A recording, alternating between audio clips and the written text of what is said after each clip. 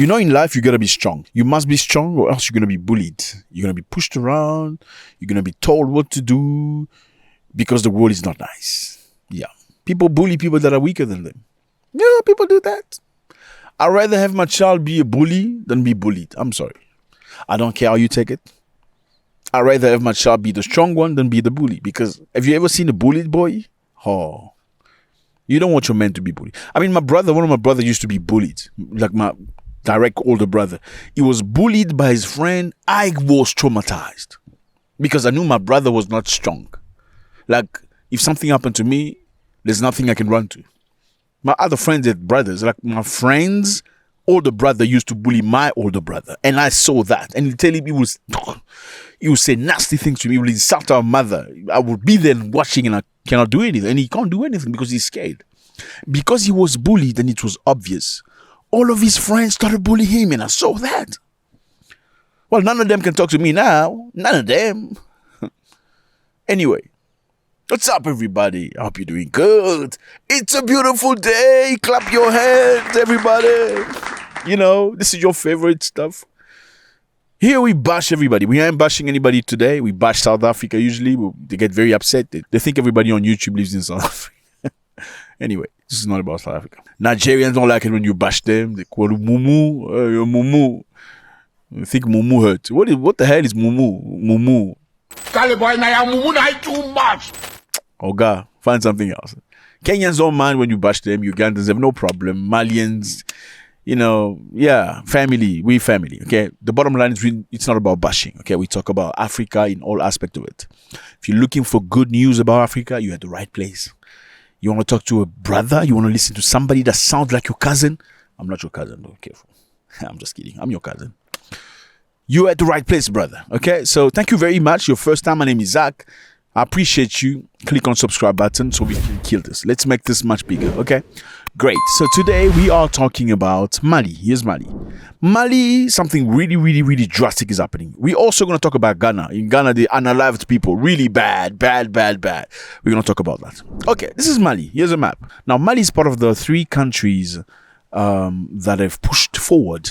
Okay, why are we talking about Mali today? We're talking about Mali today because the Malian government has decided to build an industry of armament. Congratulations. Clap your hand, brothers. Yes, the Malians are going to rather be assembling armament, weaponry, guns in their country. No more exporting or importing rather from another country. En vue de consolider les acquis opérationnels de 2024 et envisager d'autres succès. Le processus d'équipement des forces armées et de sécurité se perfectionnera en 2025 avec la mise en place d'une industrie militaire. Nous travaillons activement à l'installation d'usines d'armement avec des unités d'assemblage d'armes individuelles et collectives. Okay? Like I was saying earlier, you better be the bully than be bullied. You better have the muscles and be the guy with the, you come here, pass here. I remember one day I went with my brother to an office, like a ministerial office or something. And at the time I looked quite stocky and stuff. And I was well dressed and stuff. They asked my brother to get out. They say, hey, you, go sit outside. They didn't even know who I was. They're like, sir, you come forward. I know there was a combination of things. There was the muscles. There was the suit I was wearing that looked really clean and stuff. So you need to have that strength. When it comes to international, it refers to how powerful you are. So people will always judge you based on how you look. And how you look sometimes reflects, and people at least think reflects how powerful you are. So Mali has realized that most African countries are bullied because they have no weapons. They don't have the means. They have to order from somebody. They are controlled by somebody. So Assimi Goïta is this guy, okay? Good looking man. No, okay, not so good looking. Let's not exaggerate. Okay, he's a cool guy. Assimi Goïta announced his desire to provide the country with construction factory, or rather weapon assembly factories. At this stage, it is a project of the Malian transitional president, has only revealed a few details. So no details on who's going to come to install this, factory of assembling weapons. No details on nothing. Let me just put it for you this way, okay? Some countries in Africa assembles vehicles, In South Africa, they assemble Mercedes, C-classes, and BMWs at a cheap price. No, I'm not sure about BMW. I think Mercedes and a VW at Eastern Cape. They assemble this stuff. They send the car back to Germany. Why? Because it's cheaper to do it in South Africa than to do it in Germany. So it's cheaper to pay a South African worker than pay a German worker for the same job. So they do that. Rwanda also assembled some cars, I believe. Now, these people are going to be assembling not cars, but weapons. And it's for them. It's nobody else's. They give them the technology, they buy the technology, and they assemble the weapons and the stuff in the country. Now, he says in the view of them, in 2025, the country must be powerful. Now, why does Mali need assembling weapons? Let's get to that for context. These three countries here, Mali, Burkina Faso, and Niger, okay? These are the three superstars of Africa right now. Why? Because they were colonized by the French. Is that the reason why they're superstars? No, because they've kicked out the French, unlike many African nations. Okay, how did they kick out the French? French people signed a contract with them after colonialism. You know, they colonized Africans, beat them up, throw them around and stuff like that. Teach them how to speak English by force. If you don't speak English, you're stupid. Now, throw your own language. Don't speak your mother's tongue. Don't believe in your ancestors or anything else, or those religion. It's witchcraft. Don't help your family because that is not what God wants for you. That's what they taught these Africans. Now, in these countries, most French-speaking African countries, they speak French really, really well. Now, if you don't sound like a Frenchman, they say you're stupid. Then forget that you can be intelligent in Swahili. You can be very intelligent in Zulu. You can be very intelligent. Okay, not about Zulu. No, I'm just kidding. Oh, come on, let's get professional. You can be intelligent in any African language. Just because you don't speak French fluently doesn't mean you're stupid. Now, these three countries have kicked out the French because French were taking over the control of the country. Economically, politically, they even chose the president. Not officially. If you're a president, they don't quite like you. They're going to do anything they can to unalive you. But nobody talks about that. Anyway, so they said, we don't want you anymore in our country. We're going to run our country the way we want it. Kicked out the French. Now, there was a lot of session of gaslighting. Yeah, we've helped you. You are ungrateful Africans. It's because of us that you still have a country and stuff like that from the French. Now, they didn't budge. One part was our commitment to fighting terrorism since 2013. We were right. I think some have forgotten to say thank you, but that's okay. It'll come in time. I'm in a good position to know that ingratitude is a disease that cannot be transmitted to humans. But I say this for all the African governments who have not had the courage, in the eyes of their public opinion, to bear it. None of them would be in a sovereign country today if the French army had not been deployed in this region. So, these countries, 1, 2, 3, as you can see here, were pushed away by these other countries. These other countries are called the ECOWAS countries. It's a bunch of West African countries that come together for supposedly economical relationship. But the bottom line, these groups of people, the ECOWAS group of people, is sponsored by the European Union. Just think about it. An African group of countries that supposedly working for African interests are sponsored, aided by the European Union. Do you think they're going to be working for the interests of Africans or the interests of the Europeans? Now, these three countries say, no, we are not playing that game. We rather be hungry and take care of our people than be with you people who are selling your own countries. Now, they don't get along with these countries. These countries have accused Benin. Can you see this country? This is Benin. And Nigeria. Yes, my Nigerian people. Why do you say Nigeria? Is it Nigeria or Nigeria? Okay, anybody. They've accused Nigeria, they've accused Benin and some other countries of hosting French special forces with with the goal of toppling them because they have toppled the government that was pro-Europe. Okay, so they believe that the French soldiers are stationed in some of these countries here with the goal of they're waiting for an opportunity to jump in. These are special force. They will just go unalive the president and that's it. Put the puppet and back to normal. Now, they've closed the border to these other countries. Now, the best way to protect themselves is what? You need to have weapons. Now, the weapons cannot be coming from Russia or China all the time. They get weapons from Russia and Turkey. Now, they've decided, let us build our own weapons. What else have they done? They have made, usually when you travel, right? You go to a next country. For some of you who travel, because I know a lot here don't like buying passport, especially people from Southern Africa. I say Southern Africa. Don't like buying passport. Why don't you like buying passport? Buy a passport, dude. Go see what's happening out there. Go see what matoke is. You know what matoke is? Go eat matoke. Go eat posho. Actually, posho looks like some of the in Zimbabwe it's called saja. I think saza or something. In South Africa it's called pap.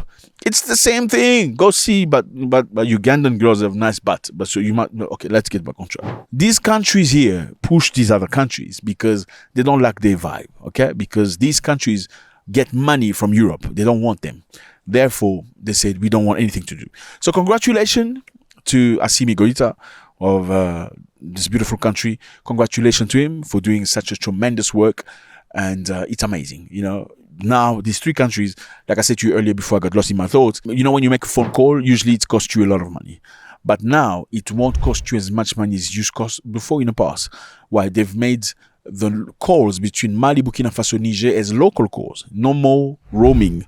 So it's like one country. They've come into a federation. Now they're helping each other in terms of aliment, food and stuff. They're helping each other. And I can tell you today, brothers, these are the only brotherly African countries. I mean, Africans like to call each other brother. My brother, my brother. I'm not your brother. I mean, you don't like me. You don't really like me because you sell me to the enemy.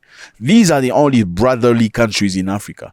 Why? Because when ECOWAS tried to attack this country here in Niger, all of them came together. They say, if you dare to attack them, you're going to be declaring war against us. That's when they back down. So Mali is going to be building weapons, assembling weapons. And that weapons is not just for Mali. Obviously, Burkina Faso will profit from it, and Niger will profit from it. Congratulations to them.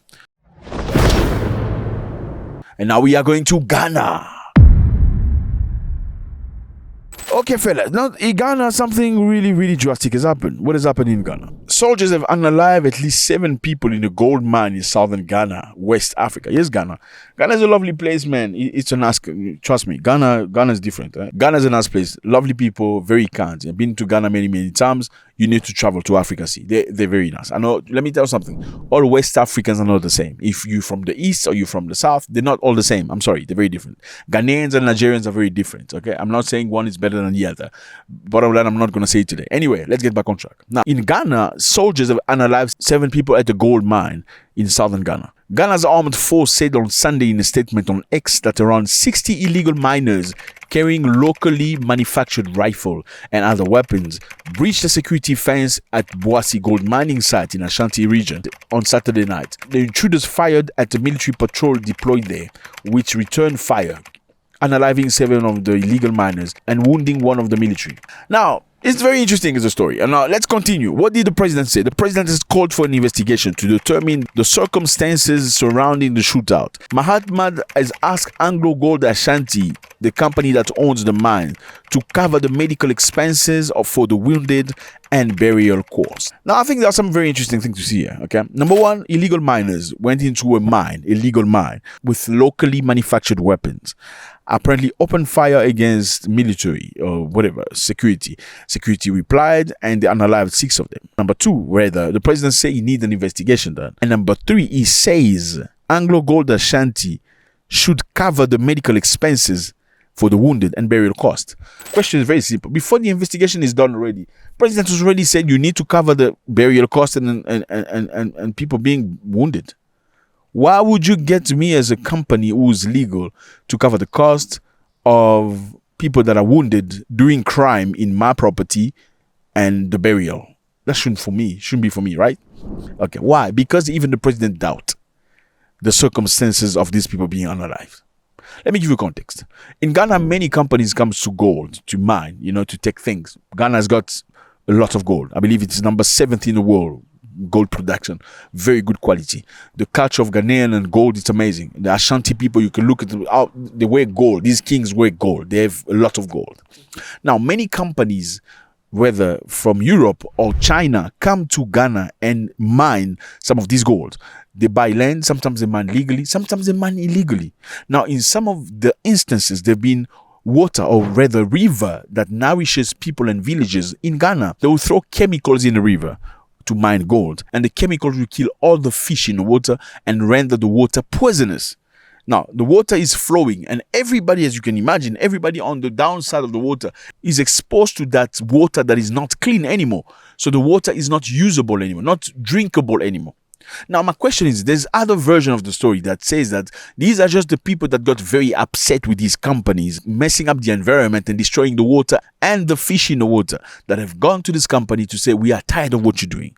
And therefore, something happened and they started shooting. And obviously, somebody has to write a letter saying, well, some criminals came in here with locally manufactured rifle, they attacked us, that's why we unalive them. Now, how do we know this is the truth? That's why the president wants an investigation to be done, so they can be 100%. But in the meantime, he said, you need to look after, pay for the medicals and pay for the burials.